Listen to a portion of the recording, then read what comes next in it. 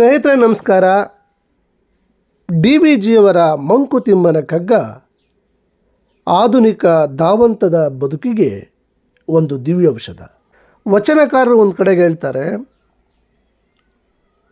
ಲೋಕದ ಚೇಷ್ಟೆಗೆ ರವಿ ಬೀಜವಾದಂತೆ ಕರಣಂಗಳ ಚೇಷ್ಟೆಗೆ ಮನವೇ ಬೀಜ. ಈ ಜಗತ್ತಿನ ಎಲ್ಲ ಚಟುವಟಿಕೆಗಳಿಗೆ ಸೂರ್ಯನೇ ಕಾರಣ. ಹಾಗೆ ನಮ್ಮ ಏನು ಇಡೀ ಶರೀರ, ದೇಹ, ಈ ದೇಹದ ಪಂಚೇಂದ್ರಿಯಗಳು ಇವೆಲ್ಲವುಗಳ ಚಟುವಟಿಕೆ ಕಾರಣ ನಮ್ಮ ಮನಸ್ಸು. ಆ ಮನಸ್ಸಿನ ಕುರಿತಾಗಿ, ಆ ಮನಸ್ಸಿನ ತಳಮಳದ ಕುರಿತಾಗಿ ಡಿ ವಿ ಜಿಯವರು ಈ ಪದ್ಯವನ್ನು ಹೇಳ್ತಾರೆ. ಕೊಳದ ಜಲ ನಿನ್ನ ಮನ ಲೋಗರದರೊಳಗಿಳಿಯೇ, ತಳದ ಕಸ ತೇಲುತ್ತ ಬಗ್ಗಡವದು ಅಹುದು. ಕಲಕದದ್ದದ ಕೊಂಚ ಬಿಟ್ಟಿರ್ದೊಡದು ಮರಳಿ, ತಿಳಿಯುವುದು ಶಾಂತಿಯಲ್ಲಿ ಮಂಕುತಿಮ್ಮ, ತಿಳಿಯುವುದು ಶಾಂತಿಯಲ್ಲಿ ಮಂಕುತಿಮ್ಮ. ಒಂದು ಪ್ರಶಾಂತವಾದಂಥ ತಿಳಿಯಾದಂತಹ ಕೊಳದ ನೀರಿನಲ್ಲಿ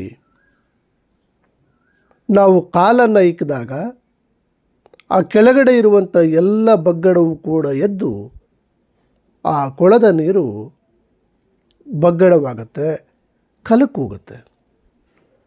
ಅದನ್ನು ಸ್ವಲ್ಪ ಹೊತ್ತು ಹಾಗೇ ಯಾರೂ ಅಲ್ಲಿ ಕಾಲಿಡ್ದೇನೆ ಹಾಗೆ ಬಿಟ್ಟಾಗ ಆ ಕೊಳದ ನೀರಿನಲ್ಲಿರುವಂಥ ಬಗ್ಗಡವೆಲ್ಲವೂ ಕೂಡ ತಳದಲ್ಲಿ ಸೇರಿ ಮತ್ತೆ ತಿಳಿಯಾದಂಥ ನೀರು ಅಲ್ಲಿ ಉಂಟಾಗುತ್ತೆ.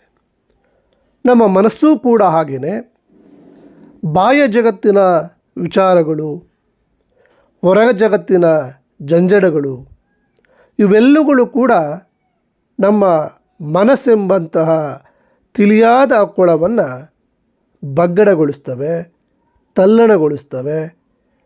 ಆ ತಲ್ಲಣಗೊಂಡಂತಹ ಬಗ್ಗಡಗೊಂಡಂಥ ಮನಸ್ಸು ಮತ್ತೆ ತಿಳಿಯಾಗಬೇಕು ಅಂತಂದರೆ ಸ್ವಲ್ಪ ಕಾಲ ಆ ನಮ್ಮ ಮನಸ್ಸನ್ನು ಹಾಗೇ ಬಿಡಬೇಕು. ಆ ಎಲ್ಲ ಜಂಜಡಗಳು, ತಲ್ಲಣಗಳು ಮತ್ತೆ ತಳದಲ್ಲಿ ಕೂತ್ಕೊಂಡು ಪ್ರಶಾಂತವಾದಂಥ ನಮ್ಮ ಮನಸ್ಸು ಹೇಗೆ ತಿಳಿಯಾದಂತಹ ನೀರಿನ ಕೊಳ ಇರುತ್ತೋ ಆ ರೀತಿಯಾದಂಥ ಒಂದು ಕೊಳವಾಗಿ ನಿರ್ಮಾಣಗೊಳ್ಳುತ್ತೆ.